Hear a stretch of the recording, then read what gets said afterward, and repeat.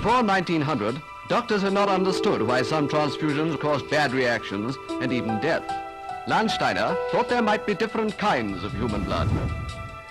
From studying these results, it was found that there are 4 different kinds of human blood, or 4 blood groups.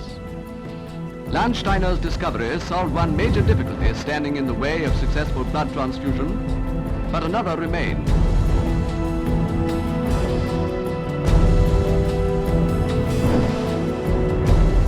Blood was highly coagulable. The addition of citrate helped maintain the blood in a liquid fashion.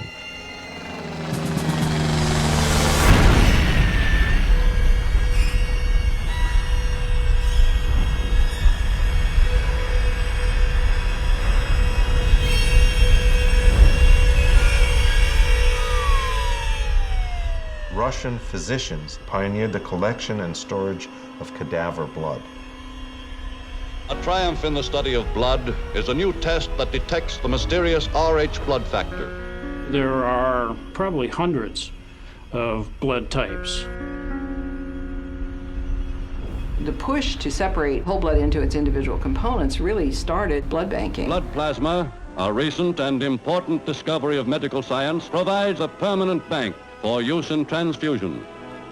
Furnished by volunteer civilian donors, the blood plasma may be stored indefinitely and given to any patient without risk.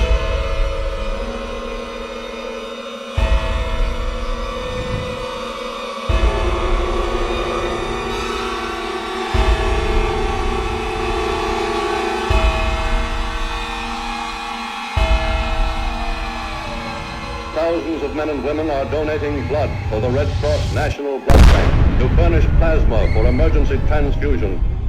Researchers are now looking frantically for acceptable and plentiful substitutes for plasma.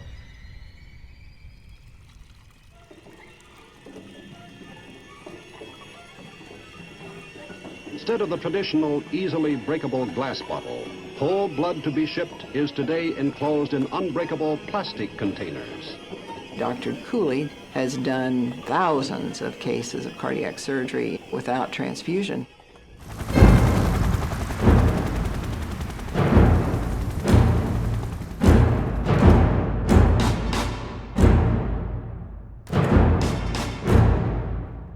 All these men down here, they only get $5 a pint for their blood, but we're striking this blood bank. You had virtually 100% chance of acquiring hepatitis B from being transfused. We're going to have 1 million outpatient visits a year from AIDS and AIDS-related illness. I will do all that God gives us the power to do to find a cure for AIDS. But now we know every one of us could be devastated by it. That they had a medication that was infected with the AIDS virus. They took the product off the market in the US and then they dumped it in France, Europe, Asia, and Latin America. Every time we make blood safe, that step is going to add cost and at the same time may not guarantee us complete protection. If you get my blood, you will now have my DNA. So we are dramatically expanding the use of DNA evidence to prevent wrongful conviction. For the first time in its history, the National Security Council got directly involved in combating a virus, HIV.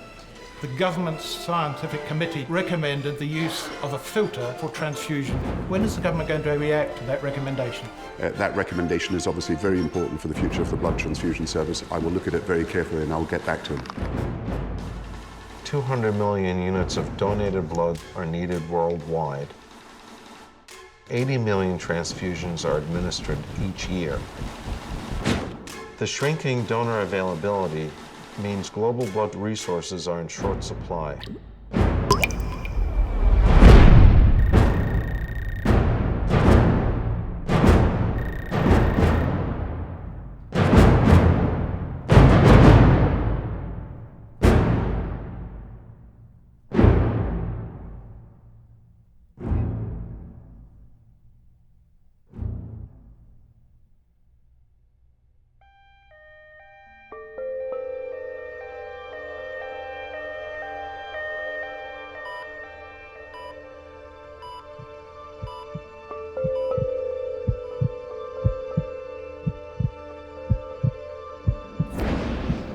We as physicians have all taken a very basic oath, and that is the Hippocratic Oath, and it's to try to do good for mankind, and it also has the corollary of first do no harm. Above all, do no harm. It makes a lot of sense to think of it as a first principle of healthcare. When it comes to blood transfusion, it seems as though we have not really understood that, in that we've never done the basic research to know when we're doing good and when we're doing harm. Many would say, and there is a large worry, that this therapeutic, among the world's most common administered therapeutics, millions upon millions of units transfused worldwide, may make people worse in many instances. And this is a great, great concern.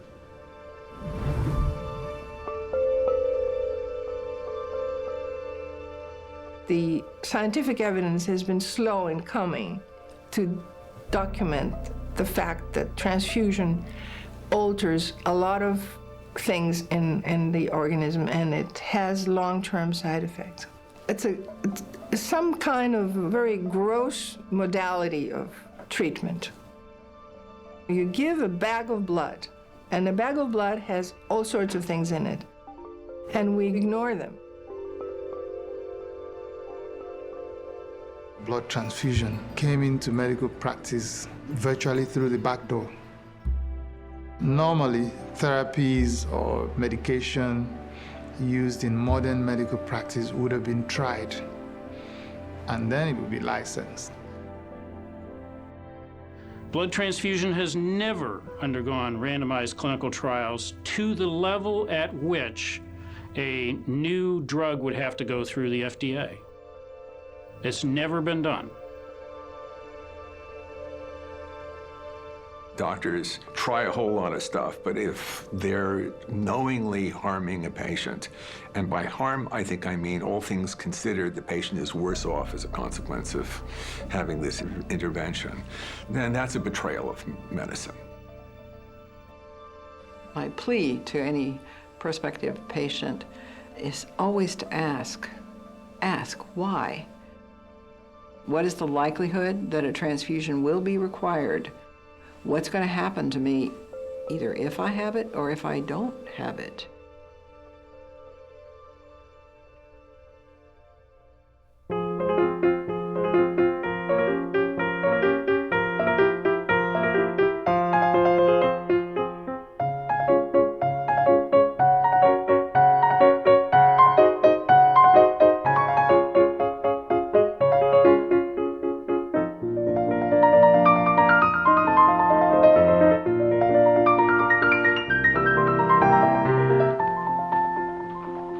In the early days of asepsis in Vienna, Austria, Dr. Schimmelweis noticed that the midwives had many fewer infections than did the physicians, who often were touching many different patients or even actually coming from the morgue.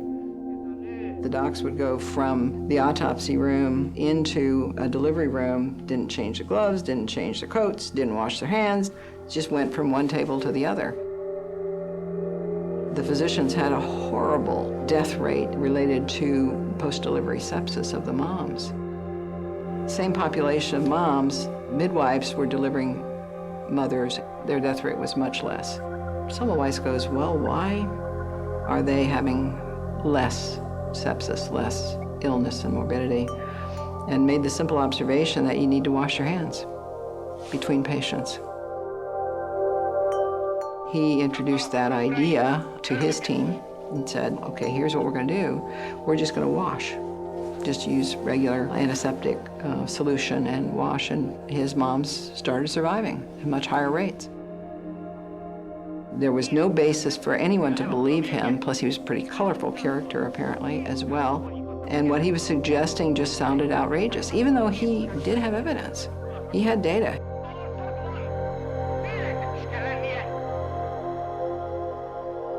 Las observaciones de Schimmelweis son observaciones de sentido común. son observaciones de la vida diaria, son observaciones de alguien inteligente que está tratando de ver algo. Y sin embargo, en su tiempo fueron rechazadas, objetadas y su autor perseguido. He was drummed out of the business, basically, because it was not traditional. The influence of the politics and the fraternity of medical professionals at the time was such that it was simply unacceptable to consider that anything so simple could be the reason for the difference in survival. People are actually thinking it is all due to demons or devils coming in, till a simple solution Semmelweis brought in of hand washing, and that prevented all this sepsis. So that's a simple solution. So many things in medicine may have a simple solution, but people are reluctant to accept because something is simple. The Semmelweis principle is the knee-jerk rejection of anything new, because again, it challenges the norms. Now that evolution of that thought of, well, there's a connection here, can I improve outcome, could actually translate into what happens in transfusion. It serves to illustrate the bias that we physicians have, which is that we really truly believe in what we know, in the way things are done now. And it's the biggest challenge, I think, to practicing physicians, to always be aware of and awake to the possibility that something better is coming along, something new and different, maybe even something contrary to what we believe is the right thing to do. We have to always be open to consider a new idea, even if it flies in the face of everything we think is true.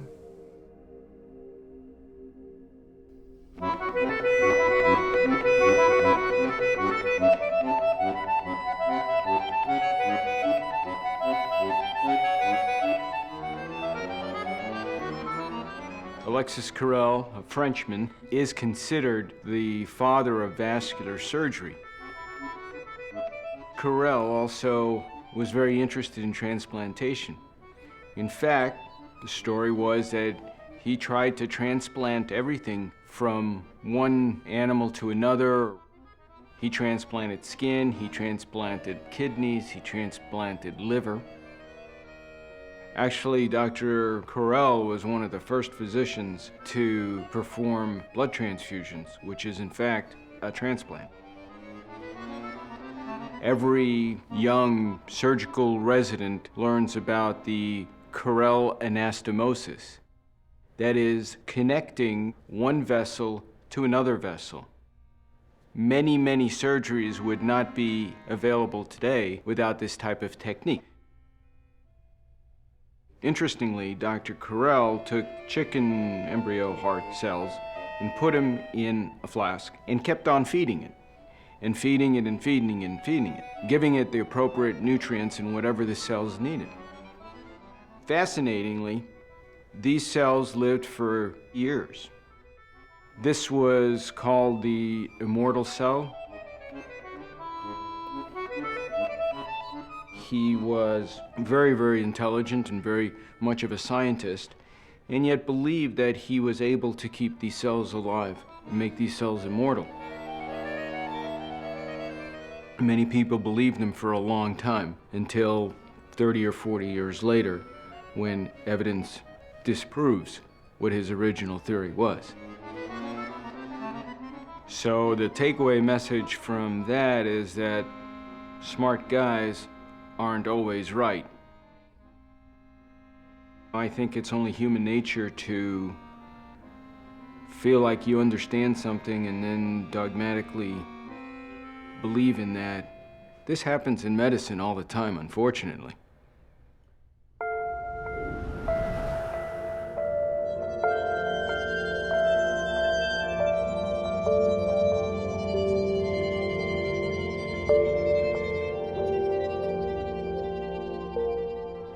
In the present war, prompt administration of plasma has saved the lives of many victims of explosion burns and lacerations. There clearly are benefits to transfusion. I've written books about it. I've transfused probably thousands of patients in my career. I know I've saved lives with transfusion. Unfortunately, medicine has taken to heart this public perception of give a unit of blood, save a life. Every 2 seconds, someone in this country needs blood. I needed 987 pints of blood to live. All of the physicians who practice are brought up in the society where they hear, ever since birth, the public relations message of save this child's life, donate a unit of blood. They don't hear the very difficult academic discussion of when to give a unit of blood and when not to.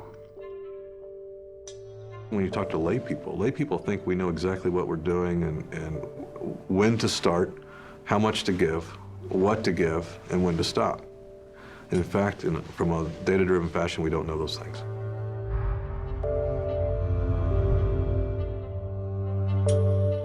We have historically been trained that blood is good. There is nothing but benefit by transfusing patients.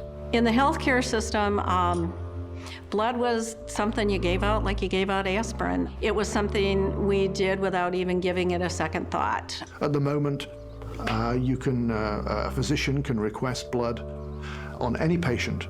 В 70-е годы, я помню, кому мы только не переливали кровь. Там у человека какой-то упадок сил, мы ему назначали переливание крови. Какое-то инфекционное заболевание, мы назначали ему переливание крови. Даже для лечения вот у юноши, которые появляются угри на лице, и то мы применяли переливание крови. Было такое тоже. Это во всем мире было такое. What has happened over the years is things become embedded in medical practice by tradition.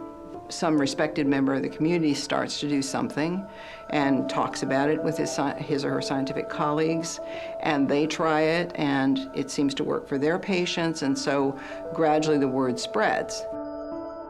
We use this drug or therapeutic transfusion differently than any other therapeutic. We almost never give it to make a person better. That is to say, if we were to give it back freely and restore normal levels, I think most would agree patients would not do well. Many clinicians think of blood and blood components as a drug to treat specific conditions that patients have. Blood is a very complex organ that we transfuse as the means of transplanting it. Now, because of the ability to store and deliver blood on demand, this happens to be the only transplant that all you require is essentially a couple of letters behind your name and a pen, and you can write for it. A blood transfusion is the only organ transplant that's done by a nurse. Yet a doctor writes it on a piece of paper, a nurse hangs it. It has huge implications for patients. There's been a tradition in medicine that when people order a unit of blood, they were told by someone, we still don't know who it was and what the reasons were, that if you're going to give a single unit of blood, there's no need to do that, you should give two.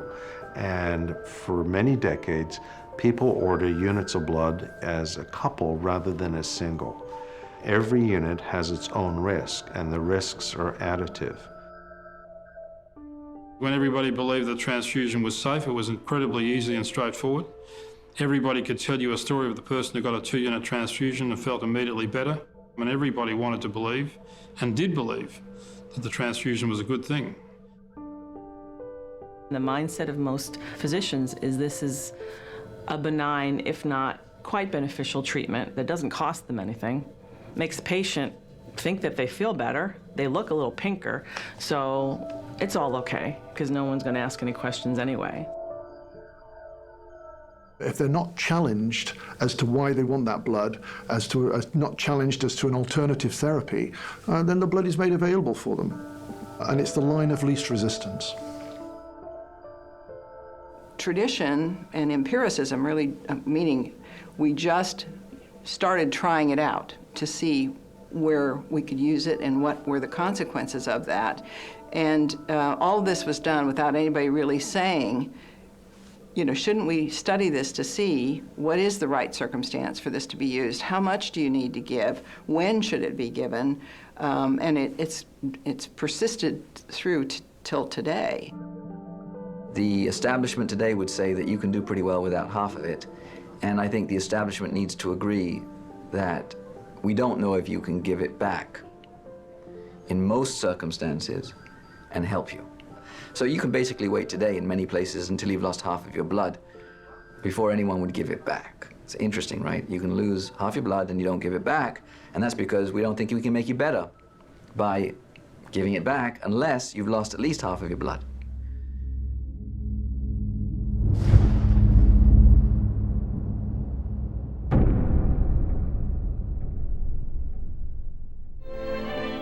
And to the nation's 69 schools of medicine is entrusted the responsibility of passing on unbroken the inheritance of medical knowledge, of indoctrinating each young student with the traditions and ethics of his chosen profession. Here he must spend 4 long years. Really, physicians tend to practice the way they were taught as a young person in medical school. So a new idea has to find its way through essentially 3 stages. First being attacked as being outlandish, and then eventually being accepted, and then finally being taught. Each one of those stages could conceivably take almost a generation, a 20-year turnover of physicians. We don't have some fancy monitor that says, oh, they could use a unit of blood. What we use are surrogate measures, and the most common surrogate utilized is the hemoglobin level, and that's the level of the red stuff in your blood, or the hematocrit, which is the percentage of red blood cells that circulate in the bloodstream.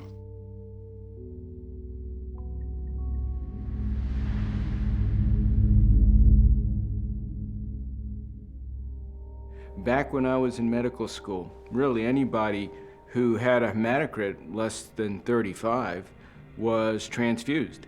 And we deemed success by if we got the hematocrit up to the normal range, 45. That's our only measure of success that we had. And if anybody had symptoms such as they were weak or tired, even if their hematocrit was in the mid-35 range, well, that's not normal. Well, a unit of blood will make them feel better.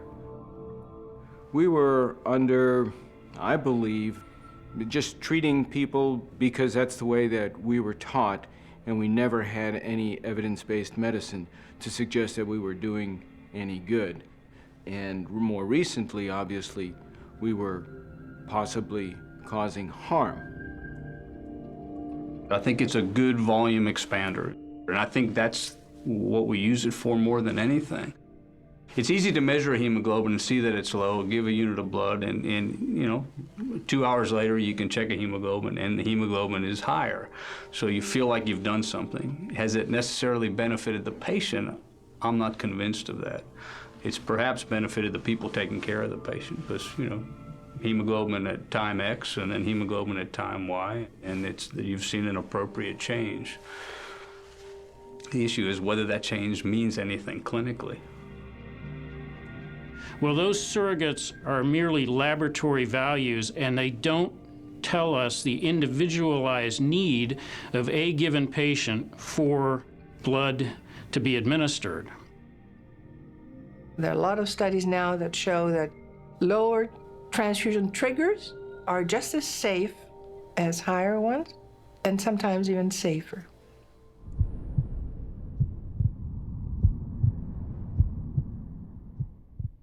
I have seen a lot of patients with hemoglobin that is very low, like maybe 5, 4, or 3, even as low as 2, and they survive. I have talked to a lot of doctors in the Philippines, and I said, what's your experience with these people with hemoglobins that are low?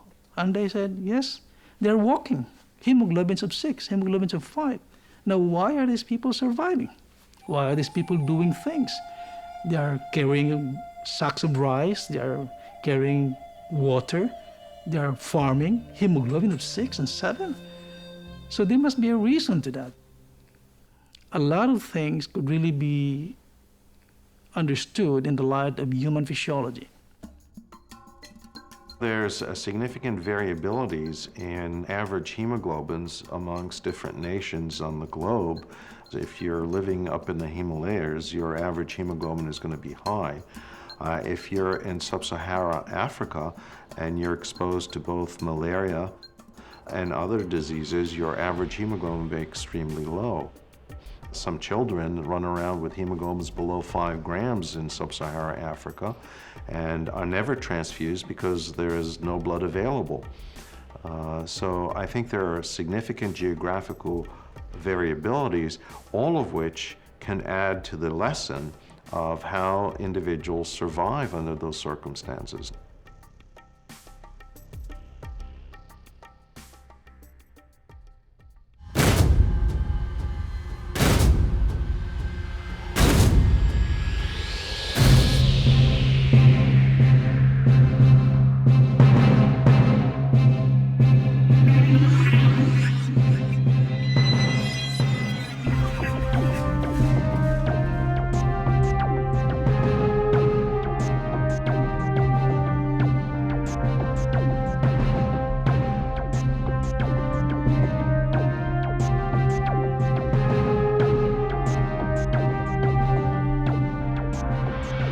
The history of blood banking and transfusion is really intimately related with injury.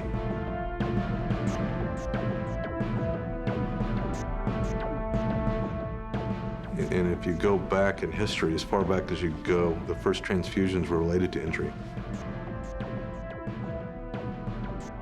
In fact, blood as a therapy just sort of happened as a consequence of military. The World War II was really the genesis of blood banking and transfusion practice in this country.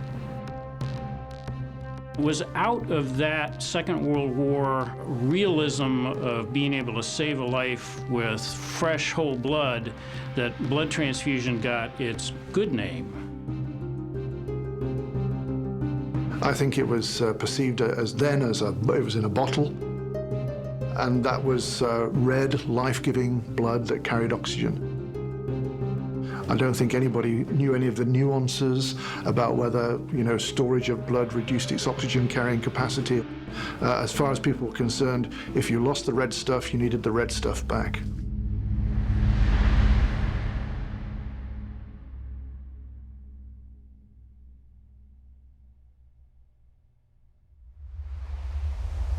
Today we'd like to pay tribute to the National Blood Donor Campaign with a special program by one of the hardest working entertainment groups in the Far East Command, the Corntones. Hey, boy. That's right, we're the Corntones, a bunch of Army Signal Corps officers that kind of let our hair down after duty hours. How about you, Don? When was the last time you visited the blood bank? Oh, gee, Bill, I kind of know my way blindfolded around that place. I go in just about every 2 months. In fact, yeah, here it is. Here's my card, here? Bill. 7 pints of blood, Don. That's right. In other words, 1 more pint and you'll be qualified as a gallonier. Right. Well, that's something you can well be proud of. How did the rest of the Corntones stack up with you? Oh, Bill, why don't you ask them? How about it? Come in here. Hi, Bill. Dude, what outfit were you with in Korea? I commanded L Company, 38th Infantry Regiment. Don has told me before, Jude, that you were wounded in action in Korea. Did you require any blood? Fortunately, Bill, I didn't. But many of my men required blood. And on their behalf, I'd like to thank each and every one of you for giving your blood. Believe me, you saved a lot of lives. The belief or the public relations of give a unit of blood, save a life continued on and continued on with the goal of getting the American public to participate and feel altruistic about giving a unit of blood. Patriotic citizens are giving their blood to save the lives of their soldiers and sailors. 500,000 pints have been donated, and the Red Cross Blood Bank is accepting voluntary contributions at the rate of $2 million a year. But you got to remember where that was and the context of where that was. That was in battlefield trauma, massive trauma. It was empirical evidence because you could give blood to a soldier wounded on the battlefield and the soldier survived, and the inference was that it was the transfusion that saved that person's life, therefore that's an indication for transfusion. Those policies and concepts and thought processes were then implemented in some degree in the civilian community. I think in the late 40s, early 50s, nobody really understood that there was necessarily problems with blood transfusions. And we didn't understand the infectious disease risks. We certainly didn't understand the lung injury risk. And I'm not sure people fully understood the immunologic risk back then. So I think giving blood was just part of practicing medicine.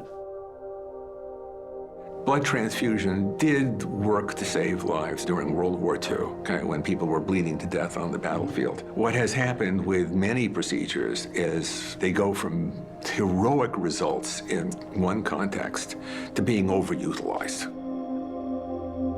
There was very little science around when should it be used, where should it be used, how much should it be used, who will benefit from this.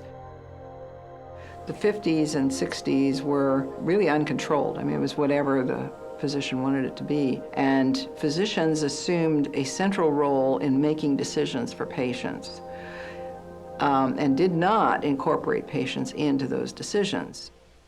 I want to make myself clear, Ken. It's within my responsibility to tell Punch. Don't. I'm warning you, Mark, don't. He's my son. He's my patient. I'd rather have your okay, but I'm going to do what's best for him in any case. More than most professions, the medical profession is a culture. Doctors are kind of unique in changing their name when they become members of this culture. They go from being John Jones to being John Jones, MD. It gets attached to their practical identity.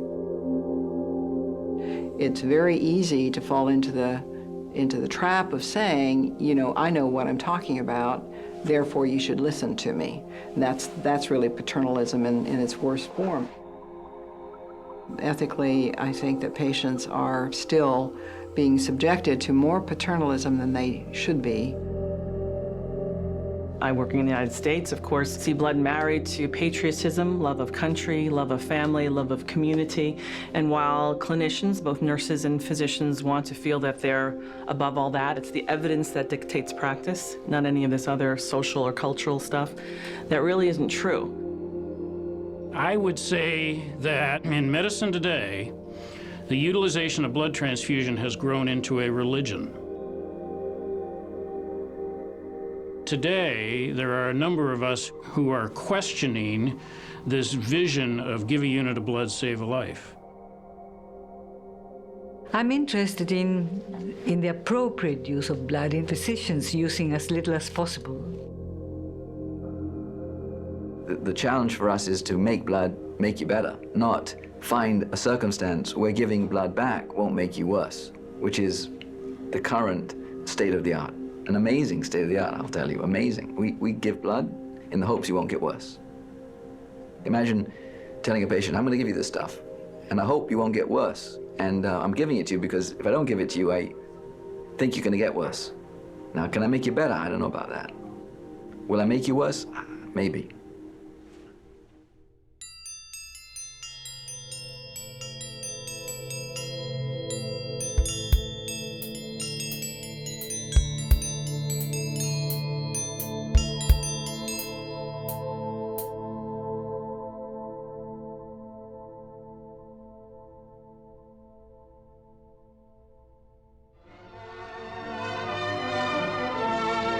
Ни один спасенный этой кровью боец будет думать с сердечным волнением об этих людях. Сыны и дочери героического советского народа ничего не пожалеют, чтобы вернуть к жизни раненых доблестных воинов, с беззаветной решимостью защищающих каждую пять родной советской земли. Надо сказать, что, наверное, СССР в этом плане, наверное, было в свое время прогрессивно. То есть, хотя были годы разрухи, 1924 год, всего 7 лет прошло после революции, а уже специальным декретом советской власти были обязаны создаваться банки по заготовке и хранению крови. Blood banks, as we know them, I would recognize them, really started in World War I. Obviously spurred by all the combat casualties that were coming out, the advent of modern high-velocity weapons, machine guns, and high explosives and artillery, et cetera, created horrific wounds. Because of the demands of wartime, which were actually driven by the need to have plasma in a lyophilized form, in a freeze-dried form that could be carried out into the battlefield and then reconstituted just using fluids, that really drove the collection of blood. The accumulation by the Navy of blood plasma, a recent and important discovery of medical science, provides each ship's sick bay with a permanent bank for use in transfusion. Furnished by volunteer civilian donors through the agency of the American Red Cross, the blood plasma may be stored indefinitely and given to any patient without risk, regardless of his blood type. Вот, по литературе тоже знаю, что действительно был такой период в истории в СССР, когда рекомендовалось с целью увеличения количества крови заготавливать трупную кровь. Инициатором этого направления был известный очень в то время, это в 30-е годы прошлого столетия, профессор Юдин. There was an opportunity post-World War II to capitalize on the lessons learned during the war about the ease with which blood could be collected, people's willingness to donate blood. And because all of that was true, there began to be an industry. I'm the manager of a savings bank with branches all over the country. But we are by no means an ordinary savings bank. In fact, our vaults contain something much more valuable. They contain flasks of life-giving blood and plasma. During 1948, nearly 300,000 men and women will each have given half an hour of their time and 2/3 of a pint of blood to maintain this service. When the blood transfusion service makes an appeal in your district, please volunteer to become a donor. I'm sure some of you here are already regular donors. Thank you, blood donors. The blood banks, as they became more popular and got implemented into civilian medicine, there was a greater pressure on the blood bank directors and the blood banks to deliver red blood cells to larger and larger civilian elective surgery. Trauma centers started coming in the United States, and the pressures from an inventory management point of view overcame the priorities of clinical outcome associated with these new products. In the 1950s and 60s, blood transfusion morphed into and away from the utilization of fresh whole blood towards a world in which we started to have just separated red blood cells and other coagulation components. And frankly, the economic pressures of taking a unit of blood, and if you give that to one patient versus taking that one unit of blood and separating it out into 6 or 7 components that you can give now to multiple patients. Economically, that's a much more beneficial model for a blood bank business, which is what these blood banks are. I don't know that anybody ever said why. You know, why do you need to transfuse this patient? Instead, the response was, let's make sure we have donors that we can call upon in order to meet that need. The blood bankers have made the world responsive to the requests and needs of surgeons, anesthesiologists, critical care doctors. So there is always money in the bank. Those physicians who are using the products, the end users of the product, have just simply always got an open checkbook to write and take something out of the bank.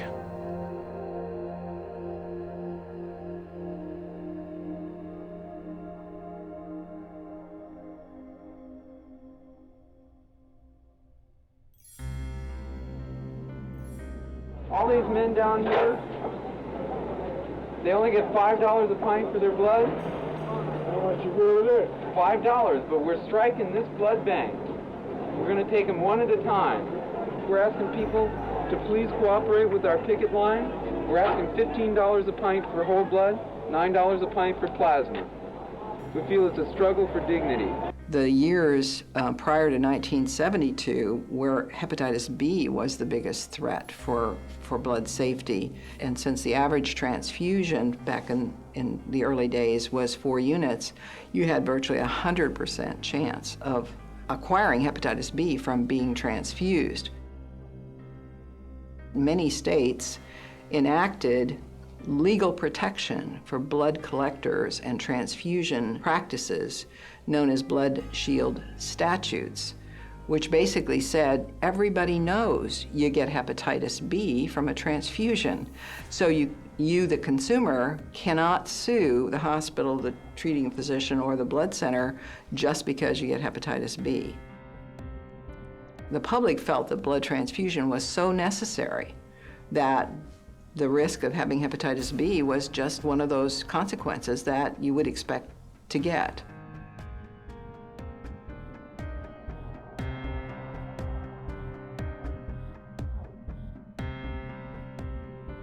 Donation of blood is a source of income for many people in developing countries.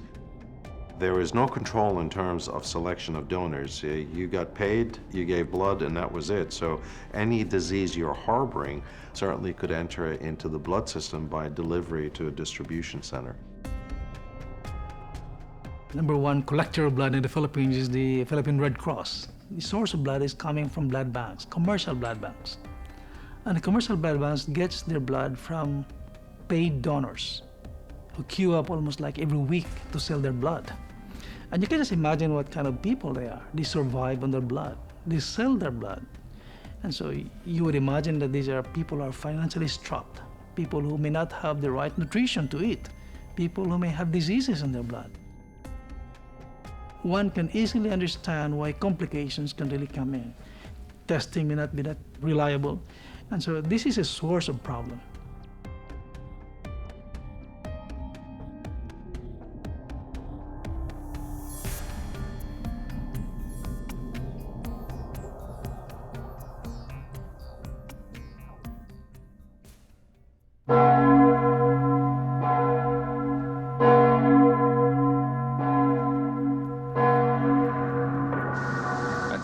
Only gays and IV drug users were being killed by AIDS. But now we know every one of us could be devastated by it. With the sudden and unexpected appearance in the early 1980s of a brand new transfusion-transmitted infection, just really set the profession back on its heels. We now have every day 1,900 people in hospital beds with HIV illness. By 1993, we are going to need 4,000 to 5,000 hospital beds a day. We're going to have 1 million outpatient visits a year from AIDS and AIDS-related illness. The impact had global consequences.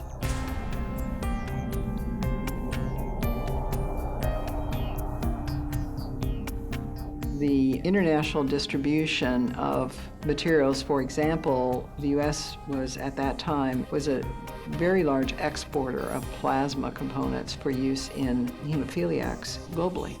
And as a practical matter, as just the financial circumstances of the world, as this knowledge was evolving, plasma that had the HIV virus in it was distributed globally. That they had a medication that was infected with the AIDS virus. They took the product off the market in the U.S. and then they dumped it in France, Europe, Asia, and Latin America. The medicine's called Factor VIII. It was an injection medicine that was used for hemophiliacs, mostly children. The transmission of HIV was not the only thing that we recognized. We also recognized hepatitis C. And probably, if you looked at transmission of disease, the killer, the largest killer, probably was hepatitis C rather than HIV. So something went wrong with this so-called therapy, if you will, which saved lives. And the consequence of that subsequent data have shown is that the demand for or the use of blood began to drop. Having physicians not asking for blood to be transfused had no apparent ill effect on patients. In the 80s, stimulated a whole new way of thinking about how to keep blood safe. While the American people, I think, can take heart from the fact that the nation's blood supply is safer than it has ever been, I must point out that I still have doubts that it is safe as it should and can be. It is the goal of this subcommittee. I believe it is the goal of the Red Cross, and I'm satisfied that it is the drug of the Food and Drug Administration, that we will move forward towards what will ultimately be the safest and the best blood supply for the people of this country.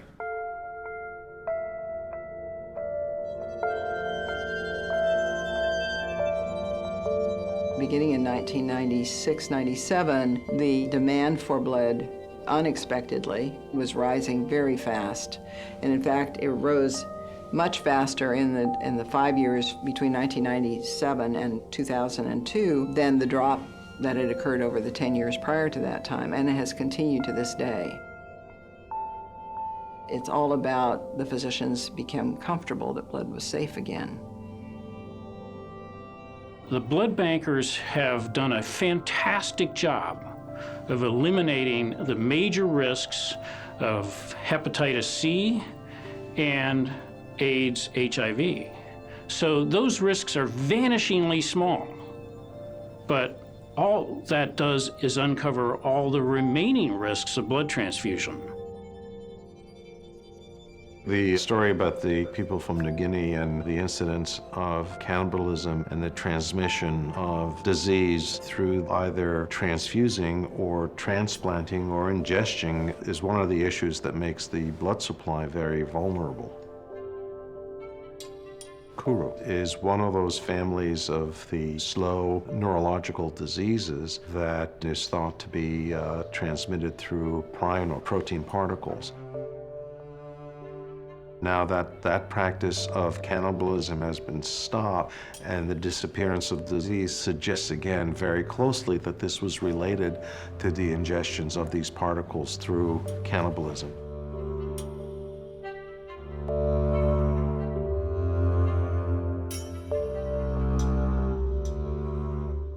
Judy Kenny lost her husband Derek to new variant CJD. He'd been given 4 pints of blood in 1996 during an operation. He died of CJD 6 years later, and it was only because his wife complained they subsequently discovered one of those pints was contaminated. Variant CJD and so-called mad cow disease, all thought to be prion-derived diseases, or some may be related to slow viruses that attack the central nervous system.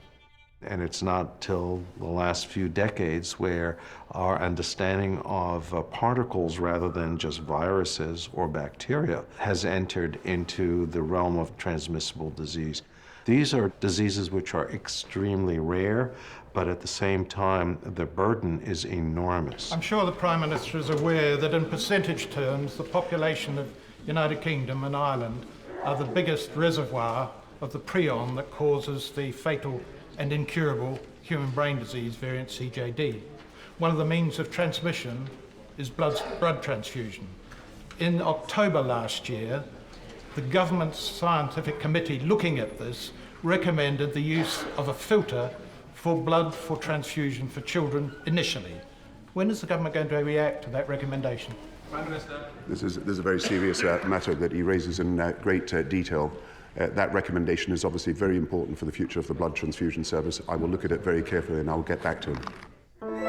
We are spending in the UK more than 130 million a year in order to prevent this negligible risk. The safety of the blood supply, such as in the UK with adding filters, is just one step in trying to prevent one particle or one agent in terms of entering into the supply. And if we introduce the prion filter, I really don't believe in it because, it's nobody has ever found the prion in patients, in the peripheral blood of patients with variant CJD.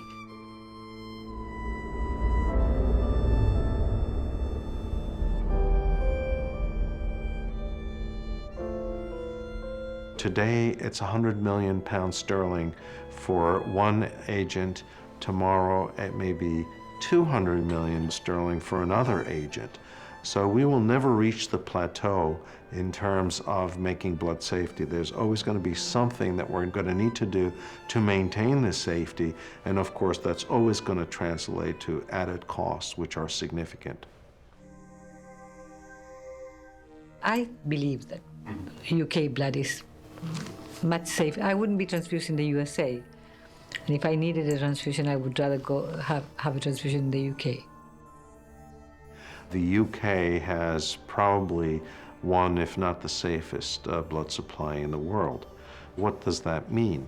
That means that from an infectious agents that we are aware of, those have been able to be eradicated or removed from the blood supply. It doesn't make that blood supply not have any implication in terms of non-infectious risks, nor does it protect us from the future in terms of any other organism entering into that blood supply. So every decade has kind of had its own new set of challenges, and we still haven't, we're still concerned that there are others to evolve.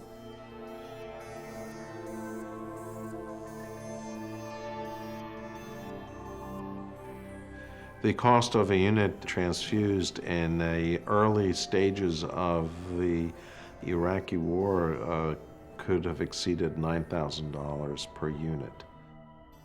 К сожалению, наверное, как и во всем мире, в России то же самое, увеличивается и увеличивается стоимость одной единицы крови.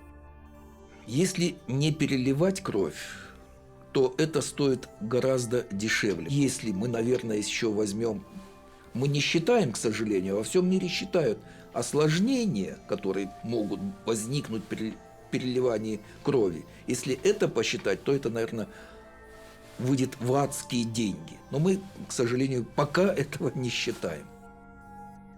In Australia, when you get a transfusion, on average, it's around 2 to 2.5 units. So every time somebody gets a transfusion in Australia, we're going to spend about $2,000. In the US, the estimate is a single unit of blood may cost as much as $1,200 US per unit.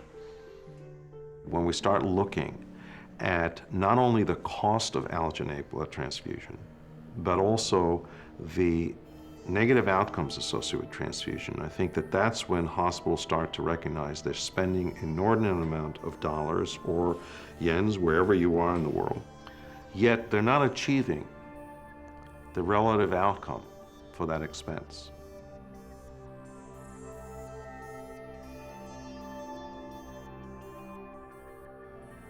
There is a risk of not being able to continue to maintain an available blood supply for the needs in the future.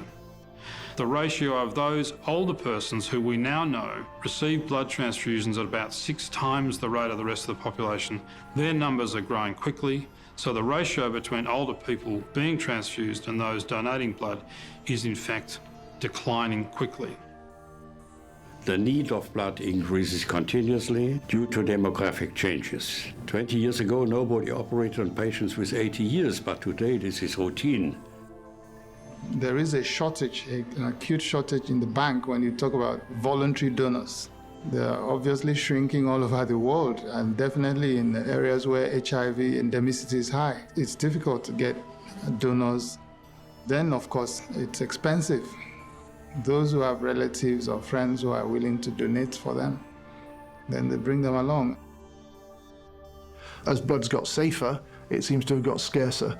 And therefore, as hematologists, we've had to consider how best to use blood, but also what are the alternatives that we can use.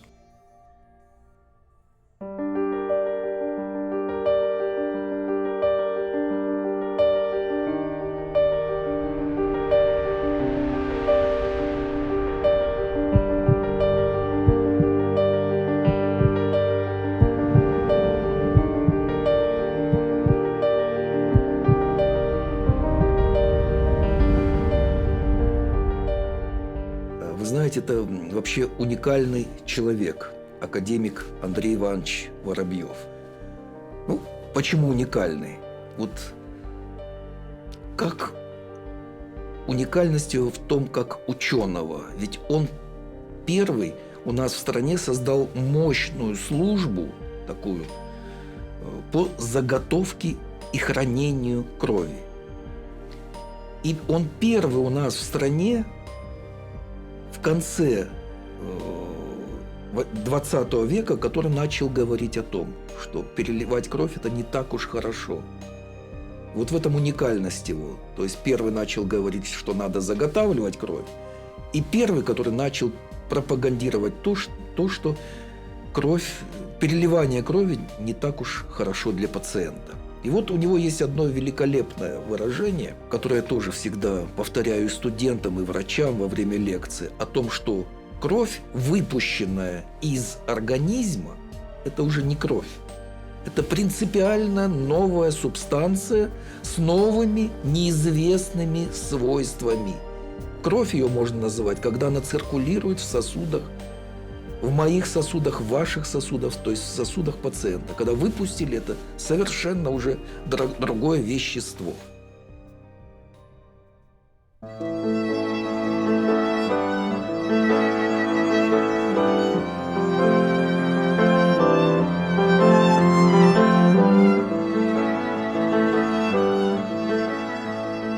There are practically no repercussions of a moral nature. The principal concern is of another nature, whether this device, this mechanical device, will support his life. There are remarkable people like Dr. Cooley down in Houston who has done thousands of cases of cardiac surgery in the early years before it was recognized you could do so without transfusion. There are so many things about Dr. Cooley that, warrant your respect. It's almost impossible to name them all. I mean, he's sort of the consummate surgeon. I mean, he was fearless as a technical surgeon. Now, this is a heart which we used in Mr. Karp to replace his own heart. He would tackle anything in a time when a lot of what he was doing was unknown. He basically pushed the field of cardiovascular surgery into the forefront, and he, along the way, developed certain areas of interest and expertise that he then passed on to his students, of whom I was one. Certainly, he was one of the very first heart surgeons that agreed to operate in a bloodless manner. I think the last time I talked to him about it, he and his team had done 20 or 30 heart transplants without the use of any blood. Dr. Cooley helped to establish a set of guidelines for cardiac surgery in the mid-1970s. If we had adopted his guidelines back in the mid-70s, before HIV became extremely rampant, we might have averted a lot of HIV-infected patients and deaths, because many of our HIV patients were secondary to blood transfusions, among other causes.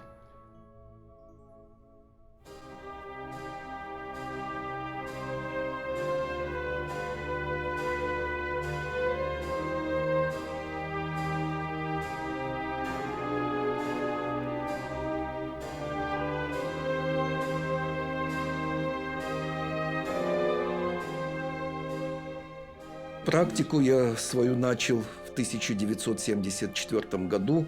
После окончания института начал работать в Сибири, в регионе Кузбасса, где очень много было и есть шахт. И вот я помню, что был очень интересный случай, когда одного шахтера завалило во время взрыва в шахтах, у него полностью ноги были завалены, и туда спустился мой ученик, Руслан его звать. И вот на месте он произвел уникальную операцию. То есть невозможно было достать шахтера, он произвел ампутацию одной ноги, одновременно обезболил этого шахтера, одновременно ввел кристаллоиды внутривенно. А надо все это понимать, что это в условиях шахты, где пожар, где все падает. У него одна лампочка на лбу только, которая освещает. И вот, тем не менее, этого шахтера 4 часа длилась эта операция.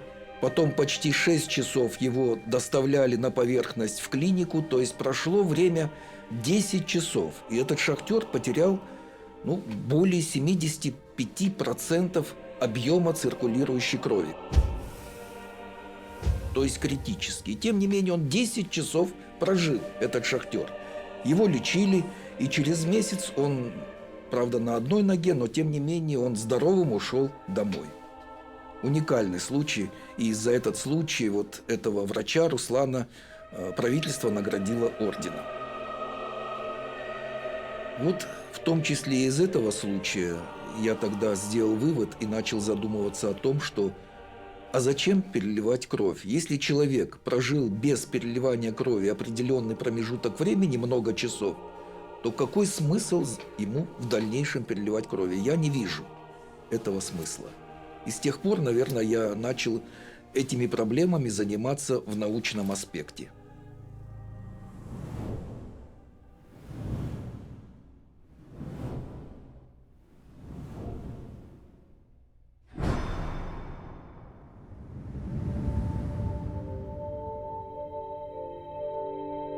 Early on in my life, medicine I thought would be the opportunity of a lifetime for me to be able to help people. I recognized at some point in my career that I didn't understand what blood components do, nor did I understand when to appropriately use blood components. I also recognized that my colleagues were in the same place, but for some reason were accepting that as a practice. I'm a clinician who is not only an advocate, but a spokesman for my patients. This case may have been one where the enormity of lessons were unprecedented in many ways. It was a relatively young individual who had a gastrointestinal bleed in another hospital. The patient ended up with a significant low hemoglobin of around 2 grams. And we had already started our bloodless program, and his wife was looking high and low for a place that would take care of him because the physicians in that particular institution had absolutely no knowledge, nor do they have the capability, they felt, to care for him, and essentially were hoping for the best, which, as you know, is not a plan. The big lesson for us was that we were searching what to do for somebody who had a hemoglobin of 1.7, which in my training was incompatible with life. I understand you got a phone call from the hospital that transferred him? Yeah, they wanted to know when he actually passed away. They were shocked to find out that he actually survived.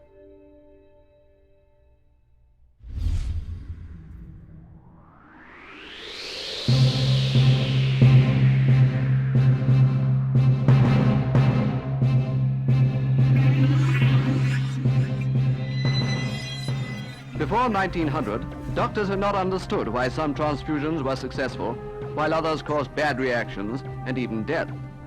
But in 1901, Landsteiner, a young scientist in Vienna, thought there might be different kinds of human blood, which might account for blood not always mixing properly when transfused from one person to another. Landsteiner received the Nobel Prize in the early 1930s for a very simple discovery. And that simple discovery was that on the surface of every red blood cell, there's a group of molecules that distinguish it as having a specific blood type. Prior to his discoveries, whenever somebody would give a transfusion, there was a significant chance, and it was really about 40–50% chance that you would get the wrong blood type and that could conceivably kill you. There are 4 different types of blood: A, B, AB, and O. Patient in room 216 needs a transfusion right away. I'll give it to him. I'm his brother.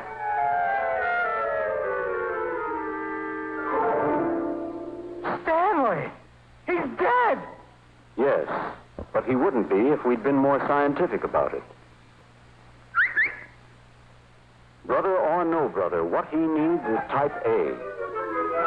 And the right blood donor for him could belong to any race, since the 4 blood types appear in all races. Today we know there are probably hundreds of blood types. Some of them are considered major and some of them are considered minor blood groups.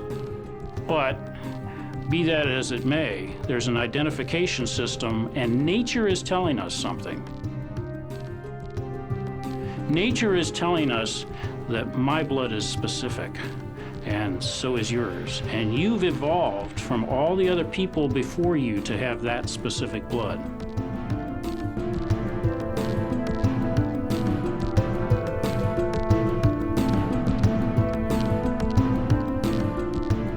Blood has a number of different cells that circulate within it.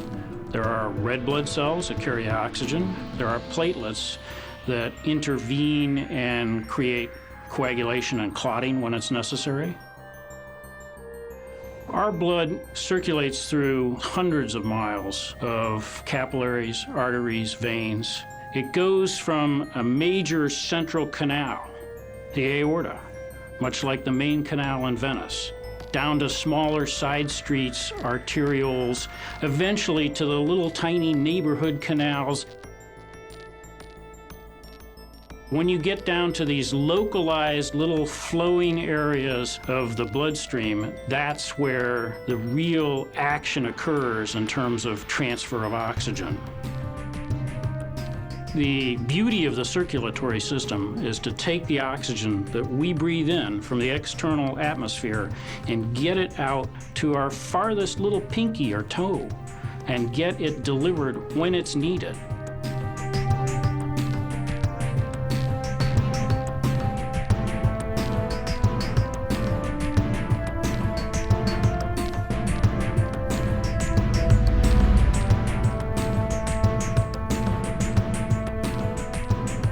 The great Max Perutz, right, who won a Nobel Prize for his incredible insights into hemoglobin, even he went to the grave fighting views on hemoglobin, and his views were by no means accepted.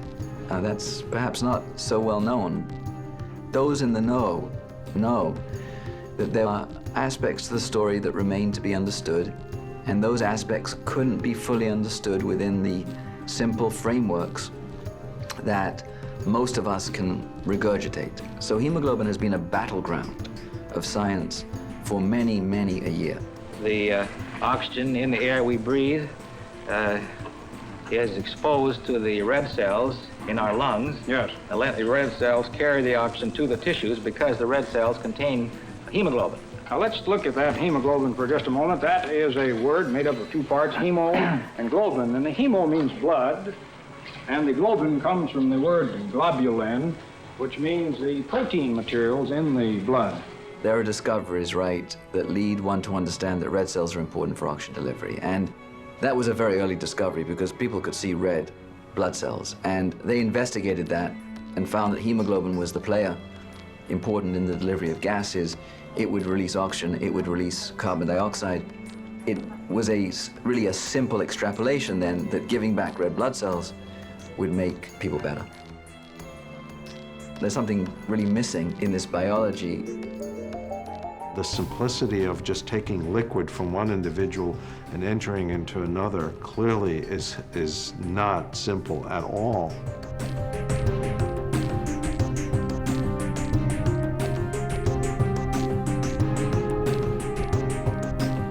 One of the great fallacies that's occurred in medicine all around this religion of blood transfusion is that by giving a unit of red blood cells, one improves oxygen delivery to the tissues. When we transfuse a unit of red blood cells, the tissue delivery of oxygen to critical organs actually drops. It becomes worse rather than better.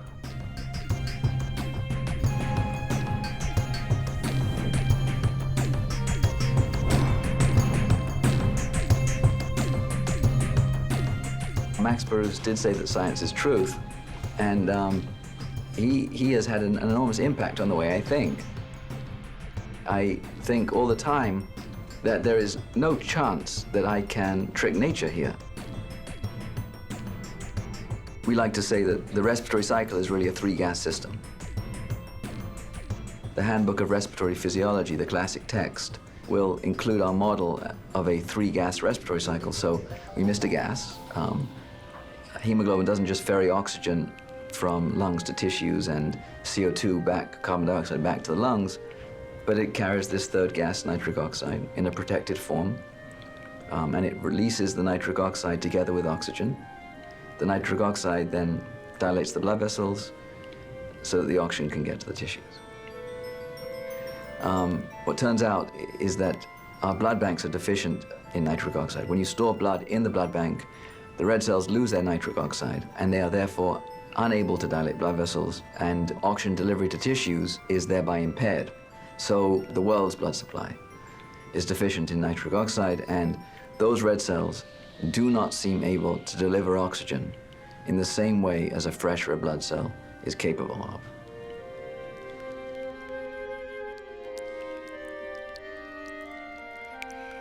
When you cut your finger, you start bleeding. That blood, if you just let it drip, will at some point coagulate. Understanding the coagulation system is a mystery. How does the coagulation system know only to clot at the point of injury and not clot throughout?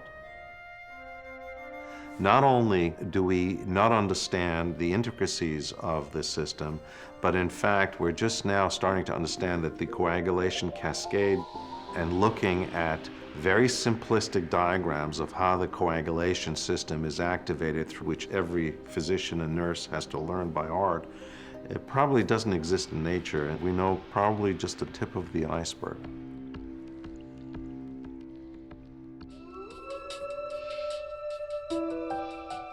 Я люблю, когда есть свободное время, смотреть познавательные передачи по телевидению, и в том числе BBC есть замечательная передача о животных. И вот в одной из передач я увидел, что происходит с волком, которого там при драке ранили другие волки, и у него кровопотеря. Значит, он ложится, зализывает рану, то есть останавливает кровотечение. Второе, он ползет к ручью, чтобы напиться воды. Это значит что такое? Восстановить объем циркулирующей крови. И третье, он ползет в тихую нору, где отлеживается, то есть создает себе покой. Вот три основных момента. И я понял, что мы, врачи, должны тоже следовать у пациентов этим трем моментам основным.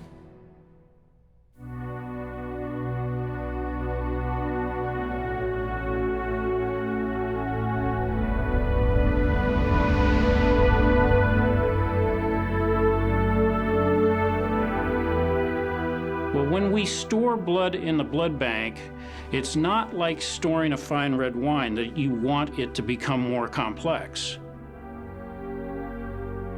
Why does blood stored in blood banks seem to be associated with so many adverse outcomes, including heart attacks, organ failure, and death? If one stores red blood cells, other bad things happen. They actually change their shape. They become more rigid. The blood bag is filled with acid and ions like potassium, which cause injury. You can imagine that rigid red blood cells and deformed red blood cells moving through those tiny, small vessels might plug them up and make things worse. When these red cells are donated, they're put in a plastic bag. It's not good news for a red cell to be put in a blood bank. The side effects that occur with patients, the adverse events, are more common if your blood is more than, say, 14 days old.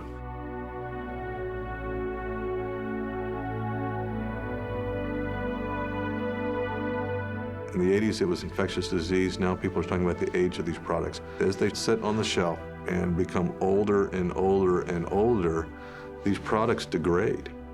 And the product that is in red blood cells that's 40 days old as opposed to 14 days old are very different products, and the accumulating data would suggest they have very different effects on patients. And that's going to be true for plasma, and that's going to be true for platelets.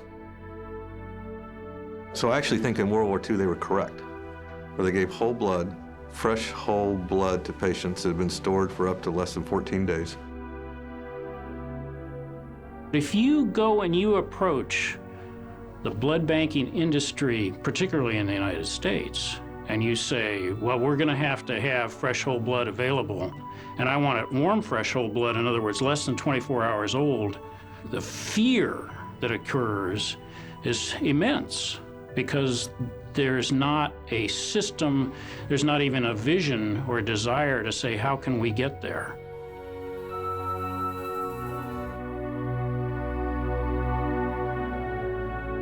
We do know that a unit of blood transfused has an impact, whether it's through white cells or red cells themselves, or potentially the plasma that's being transfused with that unit of red cells, have an immune effect.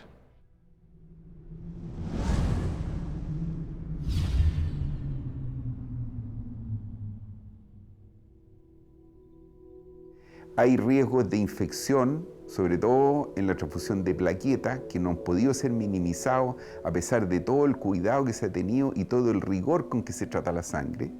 Y hay riesgo en este momento de inmunomodulación, cuya magnitud desconocemos porque probablemente se van a ver a lo largo de los años, en años más. Scientists looked at patients that were transfused for orthopedic surgery, so they had no other comorbidities. And those transfused for this particular surgeries, 10 years later, had an increased incidence of lymphoproliferative disease. They had lymphomas. The surgeons don't care what will happen 10 years later to their patient because they're not going to see him. I think this knowledge should be given more and more to the clinicians to realize that it's not just the immediate effect that they're seeing, that there are side effects that may come along much later. That's another reason that we should be very cautious about transfusion and only use it if it's really life-saving.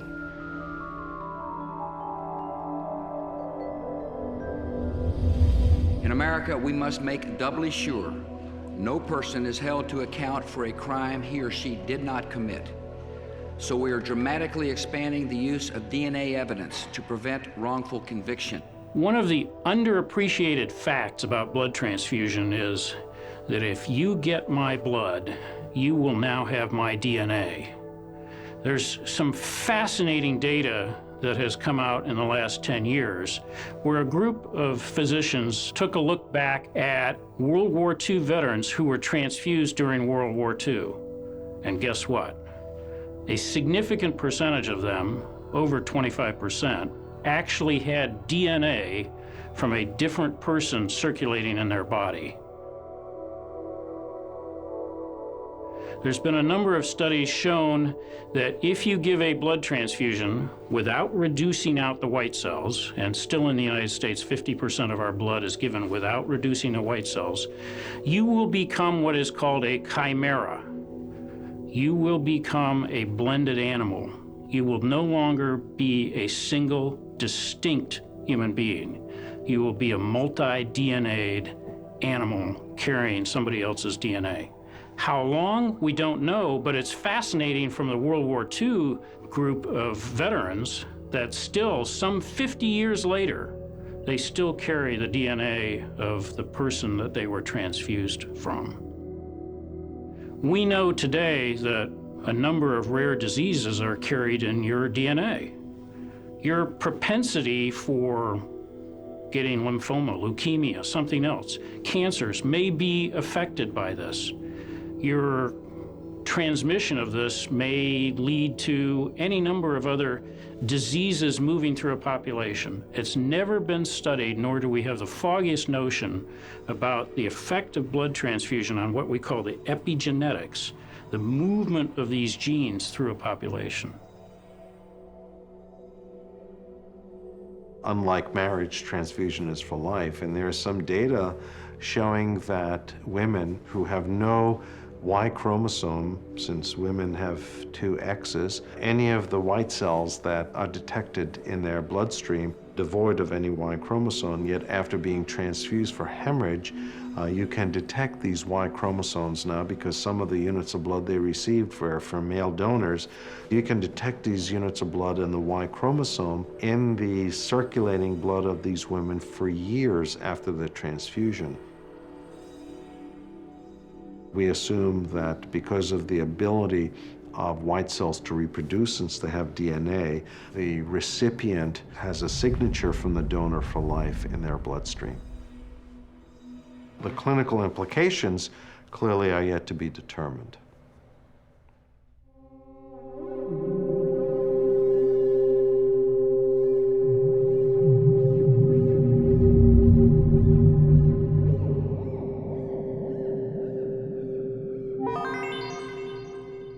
On a newsreel for the first time, those almost legendary figures, the Chindits. Masters in guerrilla warfare, they've taught the Japanese to fear the swift striking columns of elusive fighting men who wage war after their own fashion deep in the Burma jungle. During the war, there was a very remarkable doctor called Raphael Marcus. He was a doctor operating with what became known as the Chindits in the Burma campaign, operating behind the Japanese lines. It was a long-range group. And he found himself in the jungle treating injuries of the utmost severity with only the most basic, really basic. They scarcely had anesthetic. And he certainly didn't have any blood.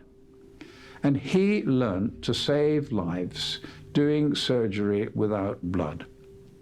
And when the war ended, he came back to Liverpool and he completed his formal qualifications. He's got his fellowship of the Royal College of Surgeons. And he was a pioneer of carrying out surgery without blood.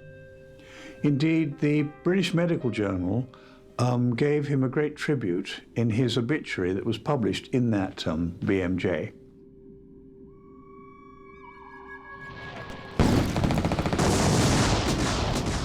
In the Pacific, one of the most ubiquitous fruits out there is coconut.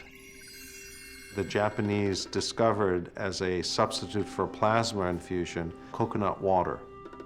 When the fruit is young, there is lots of water, up to about half a liter, contained inside the coconut and sterile. One of the eyes was punctured with a sterile needle, and this water could then be infused into either an injured combatant or someone who was sick and dehydrated.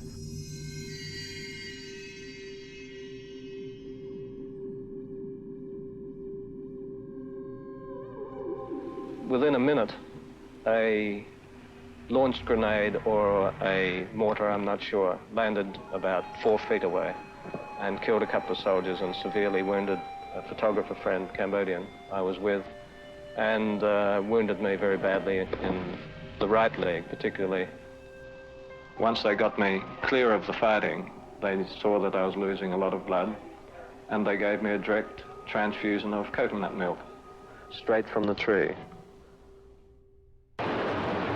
A night of sustained fighting followed by thunderous artillery fire at dawn. Barrage after barrage descended on the South Ossetian capital Skin Valley. Тоже весь мир теперь знает эту трагедию, когда 28 августа 2008 года ночью грузинская сторона начала массированный обстрел из тяжелого вооружения города Цхинвал. Через нас проходили раненые, которые поступали из района боевых действий. Значит, за 5 дней 212 раненых прошло. Это все тяжелые минно-осколочные ранения, это пулевые ранения. Из них примерно 50% это с тяжелой кровопотерей более 75%. Запасов крови у нас не было никаких и компонентов крови.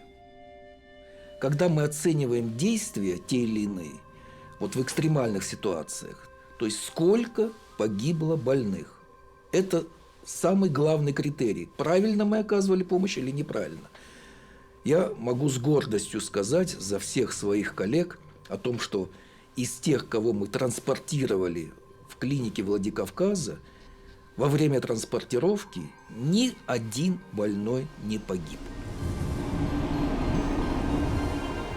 We live in a different world today than we did 10, 15 years ago. Today, there are both many natural disasters, and then there are the man-made disasters of terrorist events. We learned from 9/11 that blood is really a homeland security issue, in that when 9/11 occurred, there was no movement of blood throughout the United States, and you needed to move blood throughout the United States to be able to do the HIV and hepatitis testing. So essentially, modern medical care in the United States came crashing to a halt. 東北の大地震、こういう津波による震災の場合に、多くの救急医療を要する患者さんがおられましたが、そうした点では献血による輸血の供給、そうしたものが非常に遅れて、十分な供給ができなかったということは確かです。その点で、やはり多くの援助と、それから組織だった医療が必要だったということは確かです。Today, we ought to really think about innovation, about ways that we can get away from this feeling of immediately triggering a transfusion whenever somebody sees red blood coming out on the floor of an operating room or an emergency room.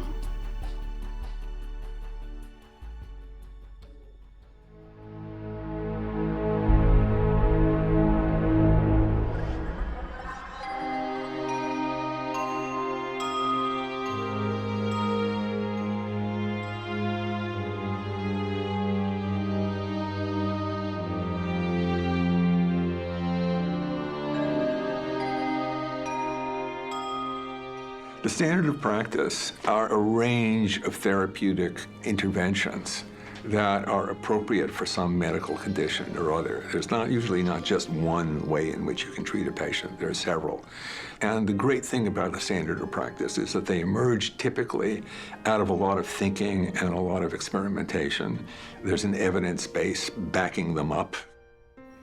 The concept of evidence-based medicine is a relatively new term in medical practice, and what it really means is that in order to ensure that the right thing is being done, there should be a basis in fact for what the therapy or the intervention is going to be.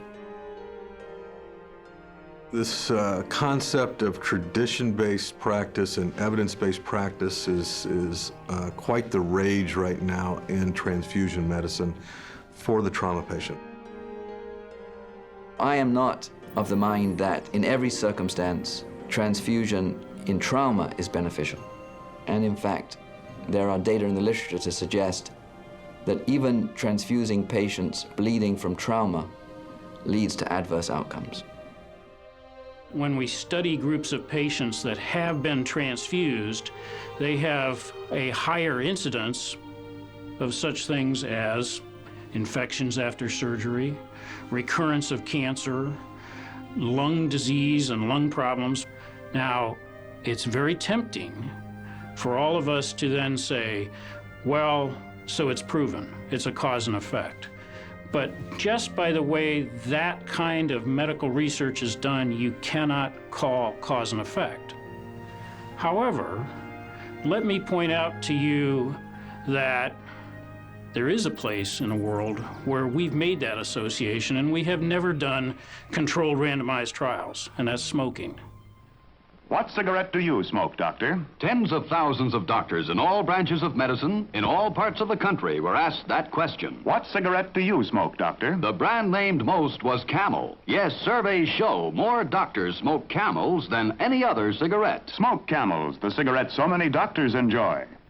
Does anybody watching this film have any doubt that smoking is related to lung cancer and emphysema? Yet, We've never taken two groups of patients, given them cigarettes or not, and said smoke for 50 years and let's see who comes out better.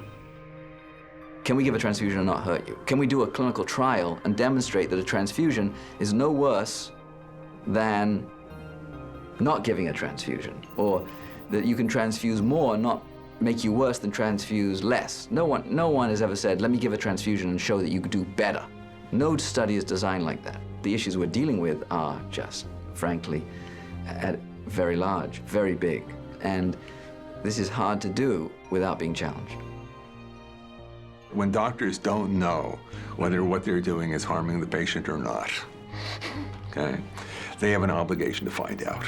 In addition, there's also a common understanding of how you adjudicate, how you settle disagreements like this. How do you settle disagreements when there is what Benjamin Friedman has called clinical equipoise, okay? That is, you've got an absence of conclusive evidence showing the superiority or non-inferiority of one or another of these things, okay?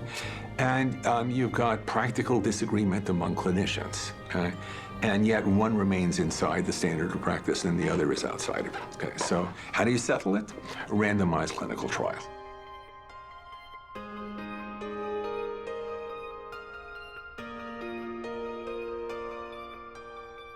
Transfusion medicine suffers from not having a well-founded scientific basis for the use of the therapy. And because of that, there are gaps in communication. Patients are not fully informed because there's not necessarily the information available to support the recommendation. In traditional medical schools, you would get less than a week's instruction out of a 4 to 6 year medical course on transfusion practice and transfusion medicine. Patients have the right to know a great deal of information about what's going to be done to them, what advantages that they can expect, what disadvantages might be on the horizon also, and what the alternatives are. Okay? And if the doctor isn't forthcoming in telling them that information, they have every right to ask and to expect that the doctor will recognize his or her obligation to provide that information.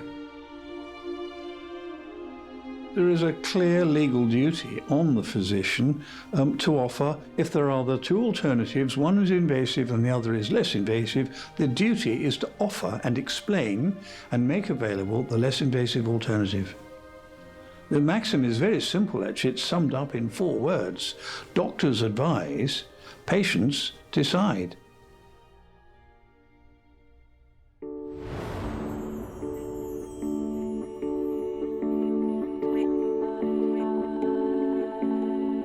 Say money. Money. Englewood Hospital and Medical Center is celebrating a major achievement.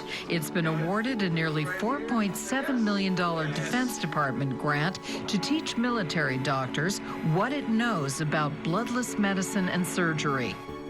We were contacted by the Special Ops, both Air Force and Navy, to help in terms of what they found out or knew is that we were able to treat patients for whom blood was not an option with great success despite the very low hemoglobins they had. Я понимаю после беседы с вами, что и в Америке, и в России есть врачи, ретрограды, которые за то, чтобы переливать кровь, и есть те прогрессивные, которые говорят, что надо все больше и больше отказываться от переливания крови. А критерии к этому, наверное, да не наверное, это точно, и у вас, и у нас сейчас одни и те же, которые вытекают из доказательной медицины, что надо отказываться от переливания крови. Medicine is based upon a risk-benefit ratio. Every decision I make as a physician should, you would think, be based upon my in-depth weighing of the evidence of I'm going to do more good than harm if I take the following therapy. You know, the standard Hippocratic oath is do no harm. First, doctor, do no harm.